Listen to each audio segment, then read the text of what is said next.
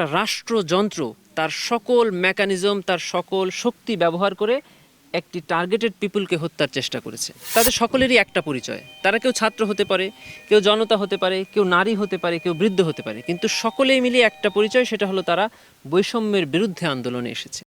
এই মামলাটা করেছিল 14ই অগাস্ট, জাস্ট 7 দিন পরে এই সরকার গঠনের। তখন একটা বিতর্ক এসেছিল যে এই মামলাগুলো আন্তর্জাতিক অপরাধ ট্রাইব্যুনালে কেন হবে, এটা তো একটা সাধারণ হত্যা। তখন আমরা বলেছিলাম যে না, এটাই পৃথিবীর শ্রেষ্ঠতম মানবতা বিরোধী অপরাধ, এটি সাধারণ কোনো হত্যা হতে পারে না।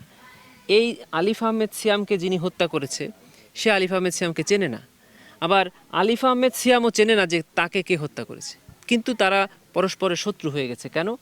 কারণ একটা রাষ্ট্রযন্ত্র তার সকল মেকানিজম, তার সকল শক্তি ব্যবহার করে একটি টার্গেটেড পিপুলকে হত্যার চেষ্টা করেছে।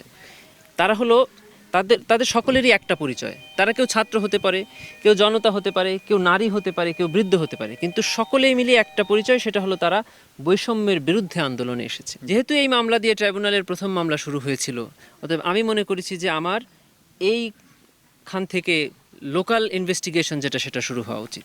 সেজন্য আমি আজকে আপনাদের কাছে এসেছি। ইতিপূর্বে ট্রাইব্যুনালের অনেক ইতিহাস আপনাদের জানা আছে।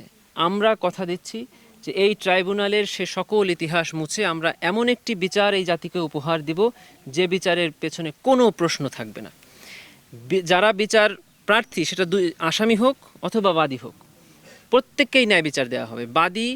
বাদীকে ন্যায় বিচার দেওয়া হবে, এবং আসামি তার যত রকম ডিফেন্সের সুযোগ সুবিধা আইনে দেওয়া আছে সব কিছু দেওয়া হবে।